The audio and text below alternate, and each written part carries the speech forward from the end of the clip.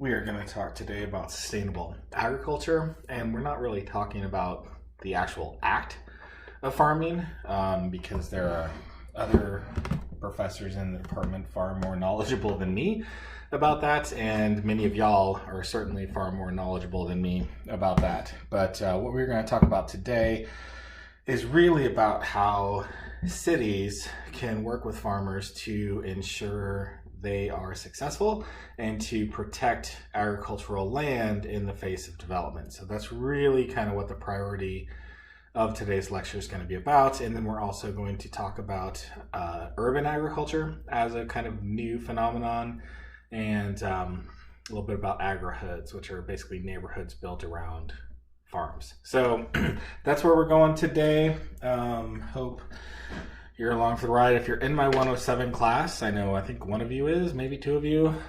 This is very, very, very, very similar to the agriculture lecture in 107. So apologies for the redundancy on that, but you can kind of skip ahead if you want to.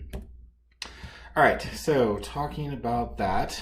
So about 10% of the world's arable acres lie within the United States. So we have about 10% of the available land across the globe for agriculture.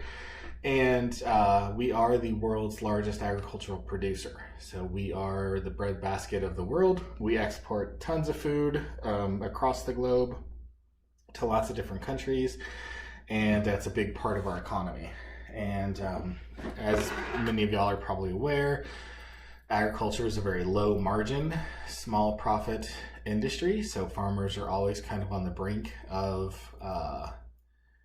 challenge. And when we have things like trade wars and other challenges like that, it can push a lot of farmers over the edge. As we've seen here in Wisconsin, we lost 800 dairy farms last year in the state of Wisconsin. So about 10% of the dairy farms in the state went under. So farming is very much threatened. There's a lot of pressure, both from development, as cities are growing, more suburbs are growing, we're losing, that's putting pressure on farmers to sell their land. It's pushing prices of land up, making taxes go up, making it less profitable for farmers to operate on their already thin margins. So there's lots of things that are putting pressure on farming. And so some of the policies and practices we're going to talk about today are how we can address some of those challenges. So agriculture is about $1 trillion industry, and we lost significant acres of farmland to development over the last 20 years or so. And this is what it looks like. So you can see the dark red is around the larger cities. So Houston, Dallas, Minneapolis, St. Paul, obviously up in the Northeast, the growing areas in the Mid-Atlantic, down in Florida, over in California. So where you're seeing development pressure on ag lands is in proximity to urban spaces, as suburban sprawl becomes more and more, eats more and more land. So in your own communities, how many of you have seen farmland converted to subdivisions?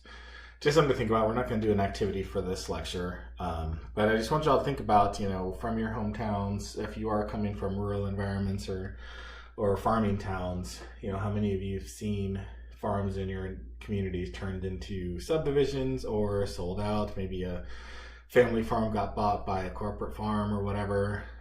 Just curious, kind of what you've seen in terms of agriculture as you've been growing up. And these working lands are super important. They're the foundation of the rural economy.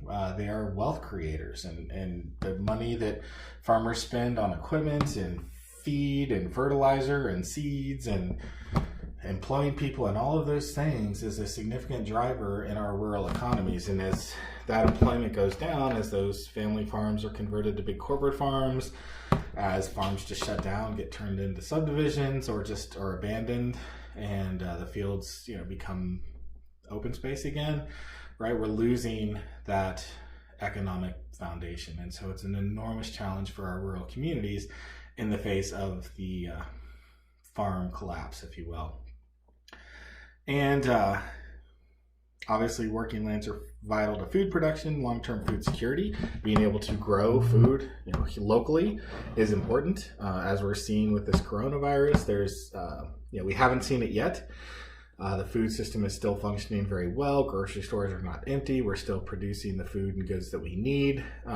But we certainly, as we've seen with certain medical goods, where we're dependent on, say, China for face masks, those kinds of things, the longer the supply chain, the more vulnerable you are. And so certainly with food, we want to maintain high food production locally so that in the event of some kind of global catastrophe, we're growing it here and we have access to it. Well-managed farmlands also provide habitat, help protect watersheds. They control flooding, they absorb and filter stormwater, they provide groundwater recharge, potential for renewable energy. Farmers are able to lease their land to, in some cases, not all cases, they're able to lease their land for wind farms. In some cases, we're seeing some solar plants like solar farms, where they're able to generate solar energy, install the solar panels up high and have grazing underneath them, like sheep and other kind of low animals can graze in between and underneath the solar panels. So there is some potential as an extra source of income. It certainly decreases the efficiency of farming if you're having to work around like wind turbines and stuff, but it can be an additional source of revenue for those farmers kind of on the brink and needing some extra income. And an important thing to note is that community services to farms and open space are actually less than the revenue generated from those farms. So when we talk about costs of community services, those are things like infrastructure, fire and police services, all of those things that local government provides to us. Agricultural lands actually pay more in taxes than they receive in services. So if you look down here at the bottom, you can see that for every dollar of, let me make sure I do this right. Yeah, so for every dollar of tax revenue generated in Dunn County, residential communities cost $1.02 in services.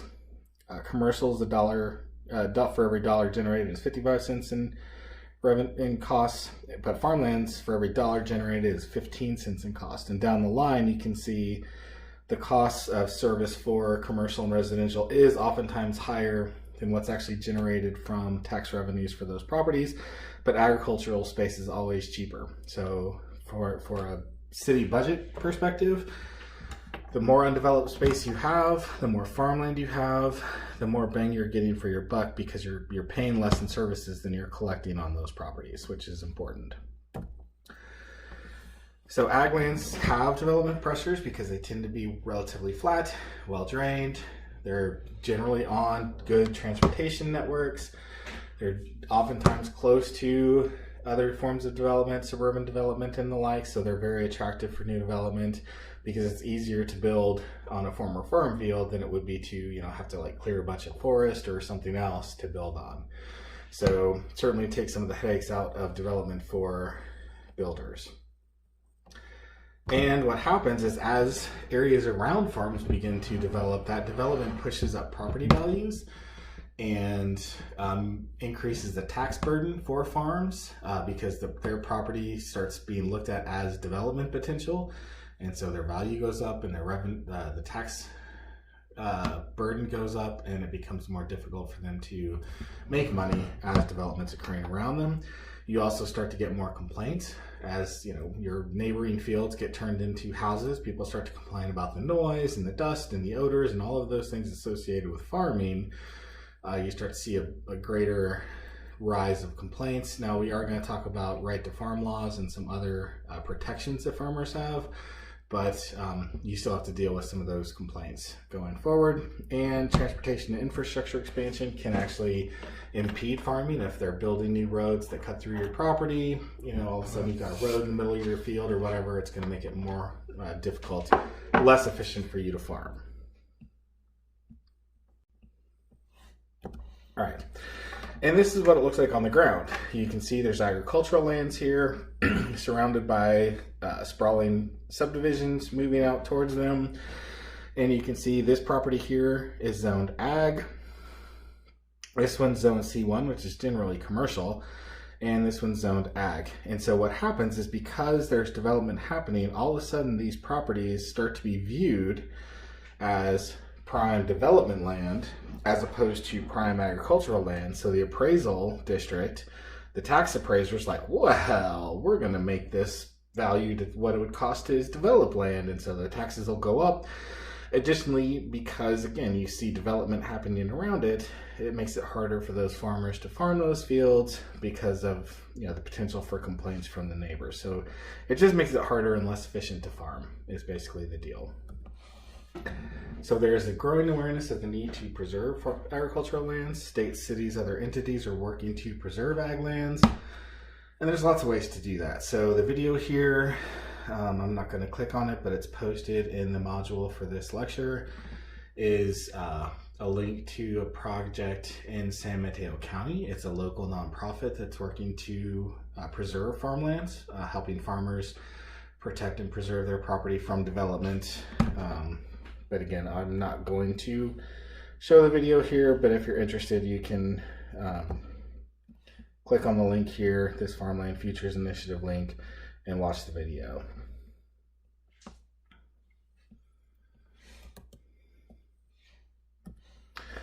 So if we're thinking about how we can help preserve agricultural lands, the first tool we can look for is the comprehensive plan. So the comprehensive plan with the future land use, you can look to identify your prime agricultural lands, those areas where you want to restrict development and help to preserve agricultural lands. You want to think about developing strategies to encourage development in less sensitive areas.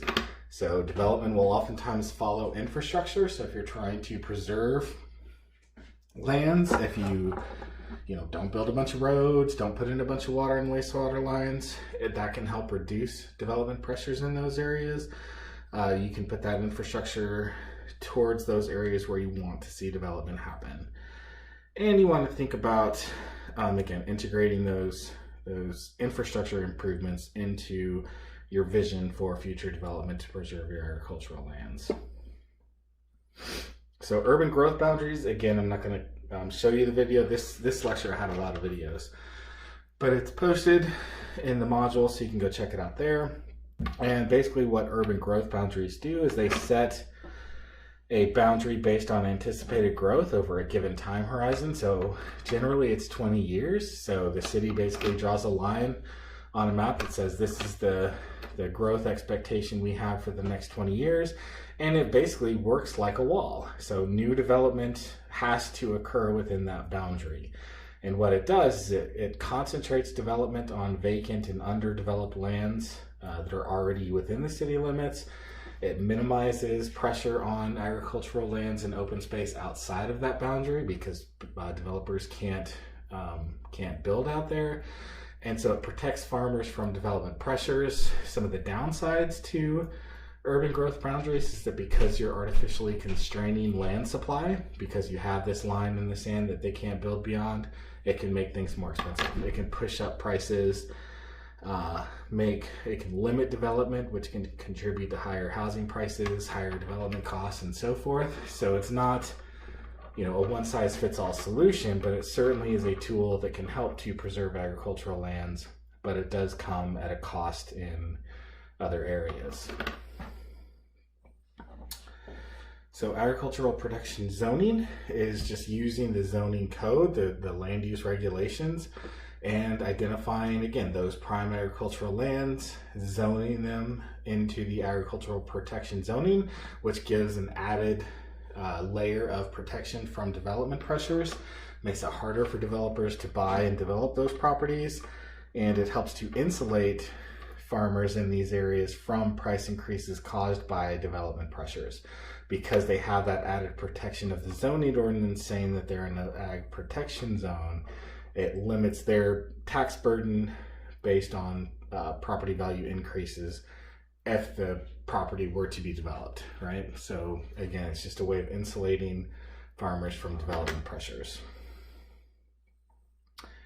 So the subdivision ordinance can address issues of setbacks and buffers to help insulate agricultural lands from adjoining land uses and development, to help mitigate some of those nuisances and challenges that farmers are facing in terms of adjoining properties being developed, and it can help provide another level of review on the impacts of development on agricultural land. So again, just using the existing ordinances that cities already have in place to help mitigate some of the pressures on farmers. I'm going fast through this. So 31 states have right to farm laws. And so what right to farm laws are is basically they protect farmers from nuisance ordinance or nuisance complaints if they follow best practices in their farming. So, if you own a farm, the property next to you sells, they build a bunch of houses on it, and those people start to complain about the noise and dust and odors coming from your farm, you are protected from them suing you for that, as long as you are, conducting your farming in the best way possible. And you can also, if they do sue you, under the right to farm laws, you are eligible for your attorney costs to be covered. So if you do have to pay to protect yourself, if you are found to be in the right, then the people who sued you have to pay your attorney's fees. So it's a way to, again, ensure farmers are protected from nuisance violations when development happens around them. So it's a way to protect farmers. And here in Wisconsin, the right to farm law. So it lets, the wording is it provides farmers with protections from frivolous nuisance lawsuits, allowing them to practice agriculture without fear of legal action as long as they follow good production practices. So again, as long as you're doing what you're supposed to be doing, people can't sue you because, your pigs smell funny or whatever.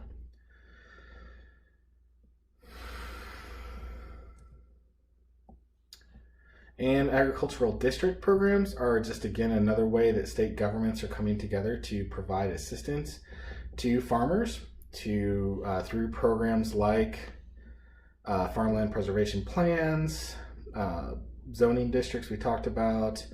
Agricultural enterprise areas are a funding mechanism that local governments can partner with farmers to provide financial assistance and other resources to farmers to help make them financially viable and help protect their farms from development or going out of business. So again, just some subsidies and assistance from the state to help farmers. And there's also some tax credits as well if farmers implement soil and water conservation standards. So again, just some policies and practices to help farmers be more successful. So property tax adjustments reduce the cost of land ownership for farmers by providing ag assessments and ag reductions. So they're getting a reduction in their property taxes to make it more affordable for them to keep their land, recognizing that ag land costs less in services than it provides. So providing that discount to farmers still maintains enough revenue for the cities to function, but without overburdening farmers with excessive taxes. So mitigation ordinance is a way to, again, preserve farmland because it requires offsets from developers. So if they're going to, develop, they have to then set aside or preserve agricultural land in a different area to ensure it stays agricultural land. So the link here is for Butte County, sorry, God bless. It's been a long day. So Butte County, their mitigation ordinance is basically developers will be required to permanently protect agricultural land of equal or greater value in place of land that is redesignated from agriculture to non-agricultural designation. So basically, if a developer buys 100 acres to build homes on, they have to find another 100 acres and protect it through a conservation easement, development agreement, or whatever it might be. So that's a way, again, to preserve agriculture land in the face of development. So purchase of easements is basically buying the development rights for farm properties. So again, in the case of like these mitigation ordinances, A developer that wanted to build on 100 acres would find a farmer who wants to sell their development rights. They would buy those development rights from the farmer, which means the farmer gets some extra income from selling those rights. That land then is permanently barred from any sort of development and can stay in farming in perpetuity. So even if the farmer wants to retire and sell his property, the next purchaser will have to keep it as a farm. So that prohibition on development, that goes with the deed to the land, not the ownership. So again, the farmer can still maintain his land, farm it, sell it as farmland, make money on it, make money from selling the development rights. But once that relationship between development rights and land is separated, then the land continues in perpetuity to be protected from development. So transfers of development rights, this is another way to shift development from areas where you want to preserve development to areas where development is more appropriate. So in this case, if you look at the picture here, if both areas were to develop, in the desired development zone, a builder could put 8 units per acre, and if the farmer sold his land, he could build 2.5 units per acre. With the transfer of development rights program, because we want to preserve this agricultural land over here, the farmer then has to, he can sell his development rights to a builder. The builder now has the right to build higher densities in the receiving zone, the area we want development to occur, and the land that we don't want development to occur is protected. So again, you're segregating development rights from the land itself, providing income to the farmer to maintain his property, and pushing development to the area where we want it to go. Again, if you watch, so the way it works, you can read about that here. So it's not that hard, it's not that difficult. A lot of communities are doing it, and it's a useful way to protect your farmers. All right, so shifting gears a little bit, we're going to talk about urban agriculture, community gardens, agri-hoods, those kinds of things. So urban ag is basically, agriculture within the built environment or within the urban space. And it can be anything from, rooftop apiary, so rooftop beekeeping, as this example here in New York City, to backyard chickens that, people just have their own chickens, getting their own chicken eggs for personal use, up to, pretty significant production scale farming, providing, local food at scale. And it could be a for-profit business, could be just directly connected to a restaurant, right? This idea of local food is super popular. So restaurants like to be able to say, we grew today's meal, on the roof of our building or whatever. So that's a big deal. It could be community organizations, nonprofits. Lots of individuals and groups are getting involved in urban agriculture and seeing it as an opportunity, particularly in declining cities like Detroit, places like that. It can be an enormous opportunity for those cities. So the video here, it's like a 13-minute TED Talk. Again, I would strongly encourage you to watch it. It's linked in the module for this lecture. It talks about how Detroit is turning to urban ag as a revitalization tool. So, it's creating jobs, it's creating income, providing fresh and healthy food. So it addresses the food desert issue. There's lots of benefits to urban ag, and it's using what had been, either vacant urban space. So if you look here at this example, this picture from Detroit, right, it's looking, used to be homes. This was a block full of single family homes that has been abandoned and now turned into an urban farm. So it's a way to reutilize urban space that's been abandoned. So lots of benefits to urban ag, particularly again in those Rust Belt declining communities. There are some challenges that come along with urban ag. So there is the potential for gentrification and character change. So the story here is about an urban farm in a Detroit neighborhood. This is an historically African American community that has a local nonprofit urban farm already, and then a new hipster farmer came in, opening up an urban farm, and created some issues and challenges because he was catering to a different population than the one that lived in the neighborhood, and just created some issues there. So there are some issues and challenges that come along with urban farming. You do have, because the farms are coming after the fact, it's not like you had a farm and then development happened around you and people started complaining about noise and odors and so forth.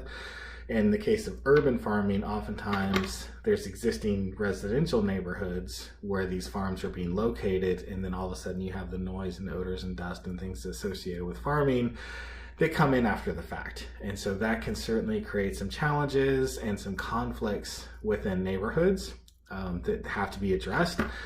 And one of the concerns that some communities are having is that these new farms will actually use the right to farm laws that many states have as a tool to get around city ordinances and city regulations by saying, oh, we're a farm and we have a right to farm. They can say, you know, we're not subject to code enforcement and nuisance ordinances and all those things, even though the farms came after the fact. So again, these are some challenges that cities are facing, trying to address in terms of putting in place proper policies and regulations for urban farming. So because this is becoming a trend, because there is growing interest in urban agriculture, the USDA has developed a funding tool set for urban farmers and has created a ton of resources for those who are interested in this field. So if you look here, the Urban Agriculture Toolkit is a PDF file that actually, if you go through it, you can find ways to do a business plan for urban agriculture. There's cost estimates as well. So if you're, you know, this is for Chicago, but it gives you some pretty good numbers in terms of what am I going to need to spend on land acquisition? What am I going to need to spend for insurance? What am I going to have to think about in terms of water connections, soil testing, all of those things, those costs. So by using this tool, you can actually get a pretty good handle on what it would take to start an urban farm. So you're not going into the process blind. This is a resource that can help you put together a business plan. So if you're interested in doing this and you want to, you know, go to a bank for financing, you're going to need a business plan. And so the USDA tools can help you put that document together with pretty good expectations for what it's going to cost to get a farm up and running. So that's a great resource, recognizing the importance of urban ag and the trend in that direction. So if we want to think about managing urban agriculture from a planning perspective, what are some things that cities can do? You want to look at your zoning code. Again, those land use regulations are the first line of defense in understanding, you know, how development's going to occur and putting some constraints on what development looks like. And so this example here is from Minneapolis. And so you can see they actually have this idea of urban agriculture, and they have it at different scales. So they have for community gardens at kind of the smallest scale, just, you know, putting together a little neighborhood garden where residents can come together, grow some, you know, tomatoes, peppers, whatever they want to grow.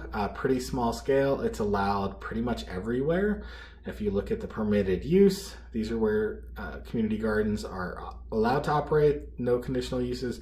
Not allowed in B4 or industrial, so the heaviest industrial and then whatever B4 zoning is.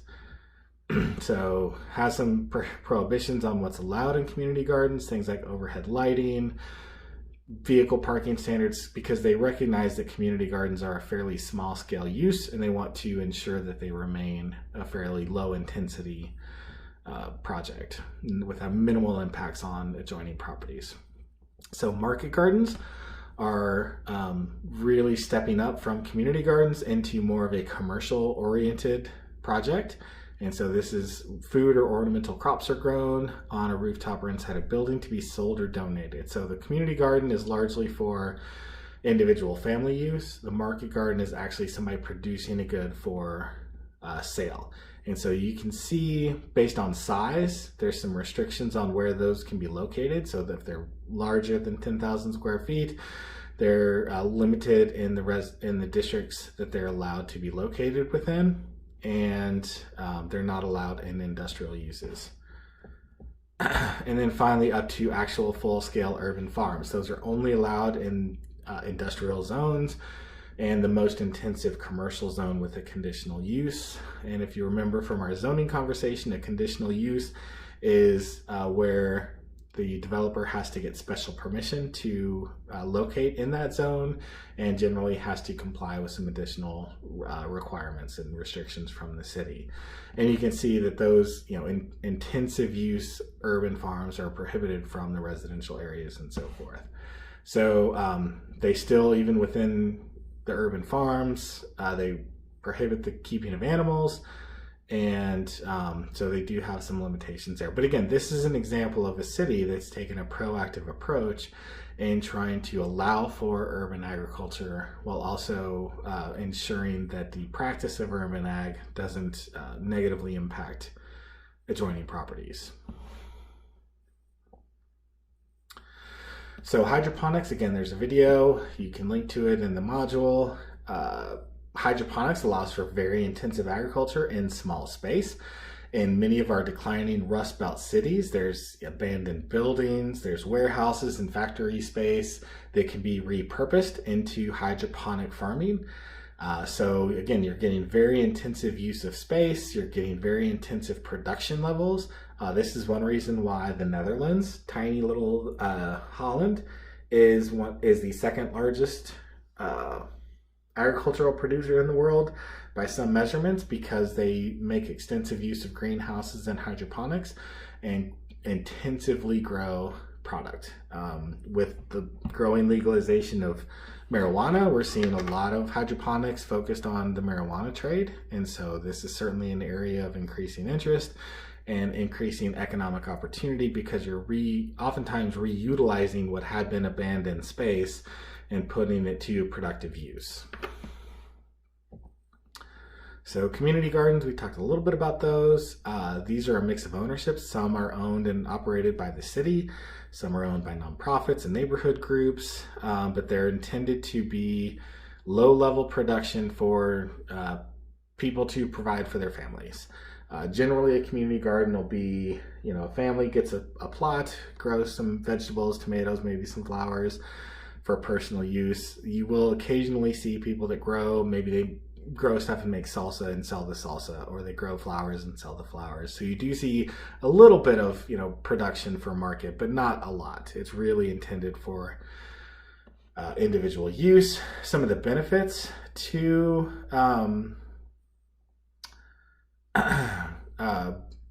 community gardens is that it provides access to safe and healthy foods, can address the issue of food deserts. So, again, in those neighborhoods where there's not grocery stores providing vegetables, community gardens can help fill that gap.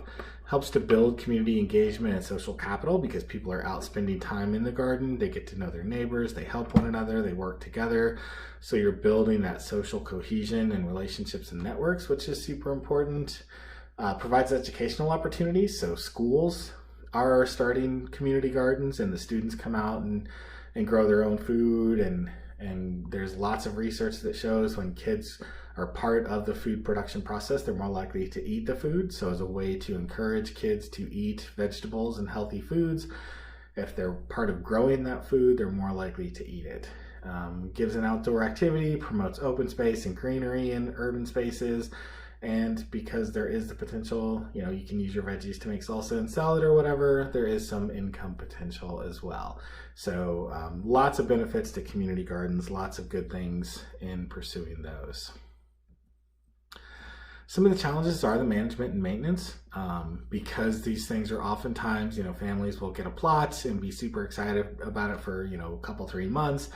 And then they lose interest, forget about it, and it starts to become overgrown and an eyesore. So you want to make sure that you do have proper maintenance and supervision to ensure that plots are maintained and the overall space is managed well. Providing funding to ensure there's irrigation water available to water crops. Equipment is available for those who may not have it, those kinds of things. There is oftentimes bureaucracy that gets in the way of achieving community goals, ensuring local interest, and maintaining interest over time. So again, these can be really super great for neighborhoods, but they are not something that's easy to do and is not just a one-off thing. It has to be constantly worked at, maintained, and kept going. So generally, the way the successful community gardens will have some city support ongoing to ensure that they maintain and continue as, you know, nice places. Agricultural neighborhoods, again, that's kind of a growing trend. Actually, we were supposed to be doing that tomorrow on our Netherlands study abroad trip. We were going to tour an agricultural neighborhood in Almere. So for those of you who might be interested, we're going to go next year, spring break, and you can come with me then and see an actual agricultural neighborhood for yourselves. But this is a development centered around working agricultural land. Maybe the land itself may be worked by the residents. So in some cases, the farm actually acts like a giant urban garden or community garden where people are part of the process of growing the food there. Other times, like in this case, the pictured here, this Elgin project, Sean's a friend of mine, and this is his project that he's developed. They actually have an on-site full-time farmer, and the benefit for the farmer is that that family gets subsidized housing. So their home is basically part of the project and paid for. They work the land, and so they have, you know, low-cost housing. They're working the land. They have a, you know, guaranteed customers for their product because the neighborhoods are all invested in the products coming from the farm. So it's a win-win for the farmer as well as for the neighborhood because they have access to open space. They have access to the farm. They get the produce from the farm and so forth. So some of these are very high end, like this one in Elgin's, not super high end, but it's a, you know, a little bit high dollar developments. Some are intentionally targeted to low income residents and seniors as a way to one, provide low cost food, healthy foods for that community. So the low-income people can, you know, afford the homes, have access to working the land, and produce some of their own food.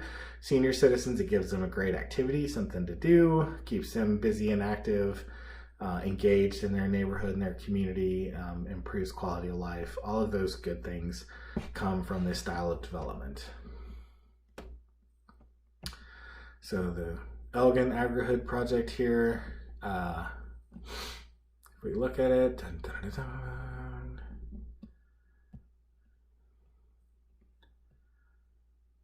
You can see, right, that's the layout. So the farm, they've got a community center here, a little bit of commercial space, and then the homes and so forth around here. I'm sorry, that's the community space.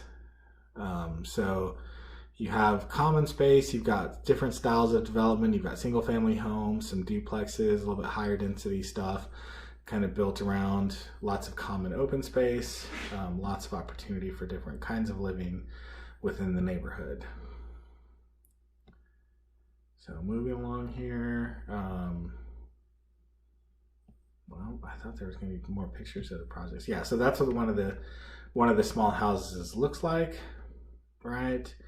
So that's one of the duplex homes, so one of the lower cost options, a little duplex.